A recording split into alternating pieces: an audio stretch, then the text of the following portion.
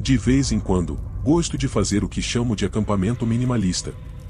Basicamente, é o tipo de acampamento no qual levo apenas o absolutamente necessário para sobreviver. Definitivamente, não é para todos, mas vejo isso como um desafio divertido.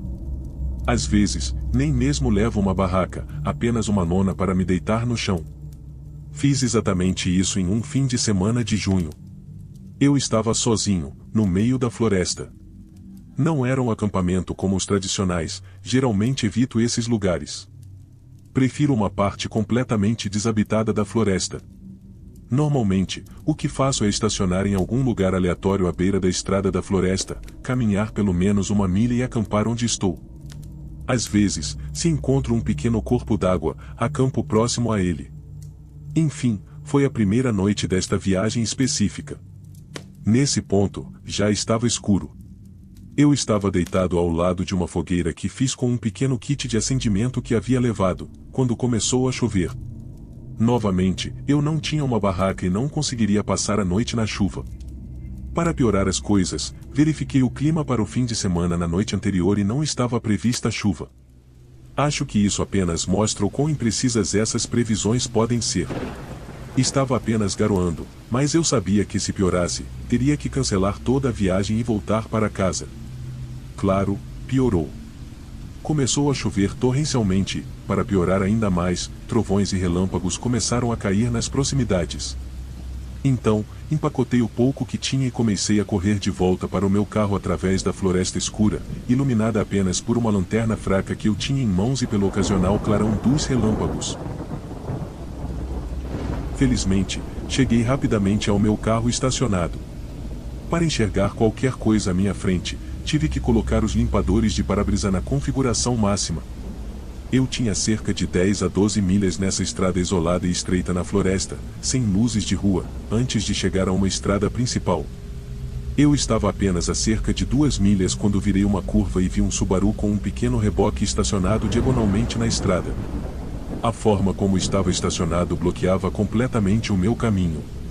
Eu nem mesmo poderia sair da estrada para contorná-lo porque havia árvores dos dois lados. Não conseguia ver o interior do carro, então liguei o farol alto. Isso revelou um homem caído no banco do motorista, com a cabeça desconfortavelmente apoiada no volante. Aparentemente, ele estava completamente inconsciente. Nesse momento, um relâmpago caiu. O clarão revelou outro homem um pouco adiante, dentro do campo de visão dos meus faróis. Ele estava caído de bruços na estrada, em algumas poças d'água. Ele também parecia inconsciente. Uma sensação imediata de desconforto me dominou. A cena era muito estranha. Quero dizer, o carro e seu reboque bloqueando a estrada inteira após um acidente.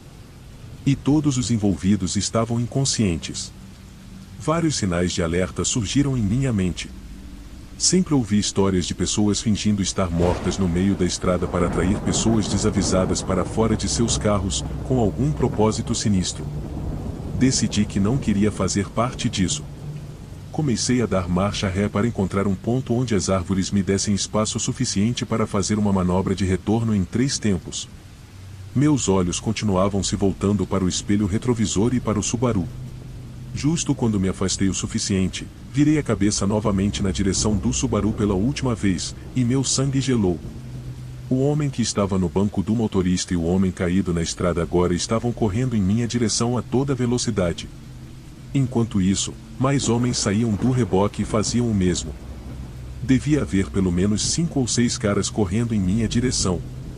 Eu ainda estava completando a manobra de retorno quando eles se aproximaram o suficiente e começaram a puxar com agressividade as maçanetas das portas, mas eu as tinha trancado. Joguei a marcha no drive e acelerei para sair dali. Fui obrigado a pegar um caminho mais longo de volta para casa. Durante essa viagem, juro que meus olhos estavam mais voltados para o espelho retrovisor, verificando se estava sendo seguido, do que para a estrada à minha frente. Quando finalmente cheguei em casa e tive um momento para me acalmar, liguei para a polícia. No entanto, eles não encontraram ninguém nem qualquer coisa que correspondesse às descrições que dei. E não tenho certeza se algo será feito a respeito. Não consegui anotar a placa do carro e estava chovendo demais para distinguir características faciais. No entanto, algo que notei é que, pelo que pude ver, eles não estavam armados. Em vez disso, tinham coisas como cordas, algemas e fita adesiva. Você pensaria que as pessoas que fazem isso apenas querem roubar você, e admito que é provavelmente assim que ocorre na maioria dos casos. Mas eu realmente acredito que desta vez era diferente. Não sei o que eles queriam fazer, mas algo me diz que era pior do que ser roubado.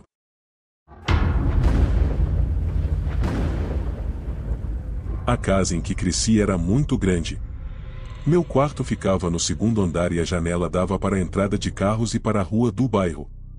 Na época, minha cama estava colocada bem perto dessa janela. Eu devia ter uns 15 ou 16 anos quando isso aconteceu.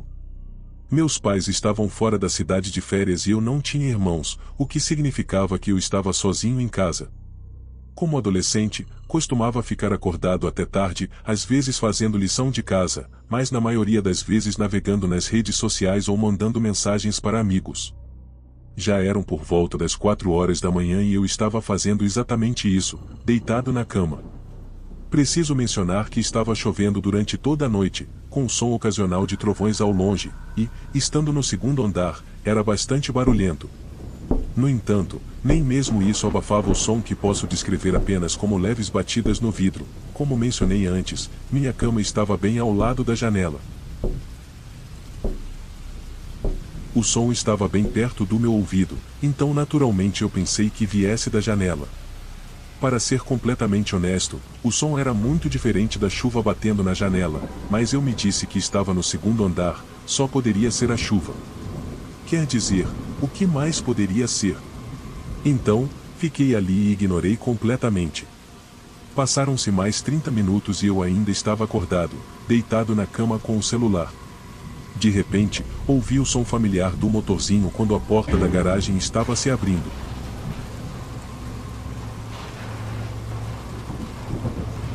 Fiquei mais confuso do que qualquer outra coisa. Eram 4h30 da manhã e eu estava deitado na cama enquanto a porta da garagem estava sendo aberta aleatoriamente.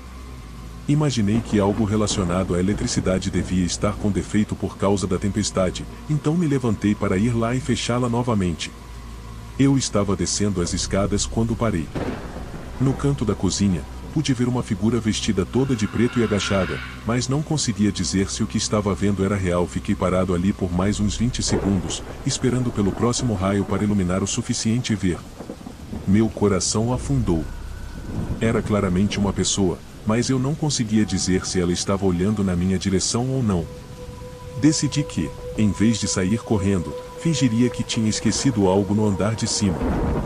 Fingi procurar meu celular nos bolsos e virei para subir as escadas novamente.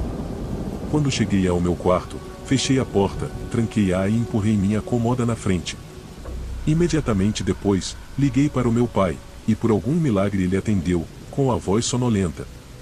Perguntei-lhe com firmeza se alguém estava previsto para chegar em casa, porque tinha alguém lá embaixo. Desta vez, ele soou mais preocupado e disse: não, ninguém deveria estar na casa. Ele me pediu para ficar na linha enquanto ligava para a polícia usando o telefone da minha mãe. Não ouvi nada nos 7 minutos ou algo assim que levou para a polícia chegar, mas, para ser justo, ainda estava chovendo muito forte, o que abafava grande parte do barulho. Enquanto a polícia estava procurando pela casa, eles encontraram um homem sujo escondido atrás de um conjunto de caixas no porão. Ele estava com uma das nossas facas de cozinha grandes e um daqueles abridores de garagem que você coloca no carro. Acontece que o carro do meu pai havia sido arrombado enquanto ele estava no trabalho alguns meses atrás, e entre as coisas roubadas estava, é claro, um dos nossos abridores de garagem. Nunca descobrimos quem foi o responsável, mas agora pelo menos sabemos.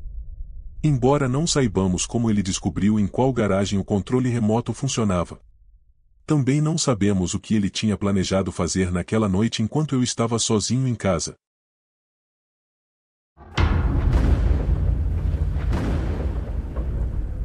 Isso aconteceu fora de uma casa antiga em que eu costumava morar, há 8 anos. A casa ficava a algumas milhas de uma cidade pequena, com muito poucas pessoas, e por causa da localização, a casa não tinha vizinhos. Pode-se dizer que estava no meio do nada, porque era praticamente isso. Na frente da casa havia uma estrada e atrás havia uma floresta que se estendia por milhas e milhas, completamente vazia, sem trilhas, ninguém morava lá, sem motivo real para alguém estar lá. Eu tinha 26 anos na época e estava muito interessado em filmagens e fotografia.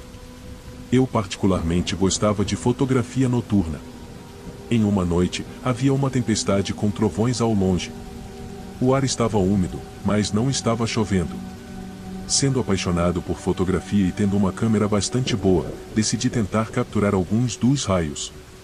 Eu precisava que tudo ao meu redor estivesse o mais escuro possível para obter o melhor resultado, então movi o equipamento da câmera para trás da casa, onde havia menos luz, especificamente em um local onde eu teria uma visão clara do horizonte.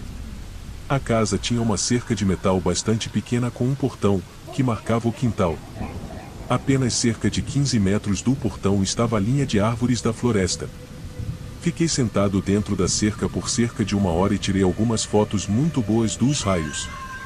Não havia quase vento, e o único som que se ouvia era o ocasional trovão roncando.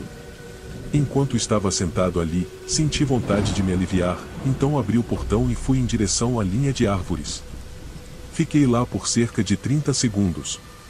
Estava quase terminando quando ouvi algo. No início, não consegui identificar, mas lembro que senti uma sensação estranha em relação a isso. Não parecia natural. Fiquei parado olhando para a floresta por alguns segundos, mas não consegui ver nada. As nuvens haviam se movido mais em direção à casa naquele momento, e agora começara a garoar. Eu me virei em direção à casa, pois precisava pegar meu equipamento de câmera para evitar que ficasse molhado. Mas, assim que me virei, ouvi o som novamente. Desta vez, parecia folhas se mexendo sob passos. Novamente, parei por um segundo. Achei que realmente tinha ouvido alguém respirando, bem perto de mim. Meus olhos ainda estavam se ajustando à escuridão, mas, quando um outro raio iluminou o céu por um breve segundo, pude ver que uma figura estava parada perfeitamente imóvel a poucos metros de mim, um pouco atrás de um galho de árvore. Ela estava apenas olhando para o chão. A única coisa que lembro é que corri, pulei a cerca e entrei na casa tão rapidamente que nem percebi que havia arranhado minha perna muito mal no processo. Foi então que percebi que havia deixado todo o meu equipamento de câmera do lado de fora, na chuva. Forcei-me a voltar lá fora. Durante todo o tempo, mantive meus olhos fixos na linha de árvores, procurando por qualquer movimento. Peguei a câmera e entrei rapidamente na casa, trancando todas as portas e janelas. Naquela noite, não consegui dormir muito bem. Algumas horas depois de deitar na cama, ouvi novamente o som. Desta vez, eram passos caminhando ao redor da casa. Fiquei imóvel, não me mexi nem um pouco. Quando amanheceu, nada mais aconteceu. Nunca ouvi mais nada depois disso. Até hoje, não tenho ideia do que vi naquela noite. Ninguém deveria estar lá fora. Quero dizer, mais uma vez, tudo isso aconteceu basicamente no meio do nada. Foi de longe a coisa mais assustadora que vivenciei nos 20 e poucos anos em que vivi naquela casa.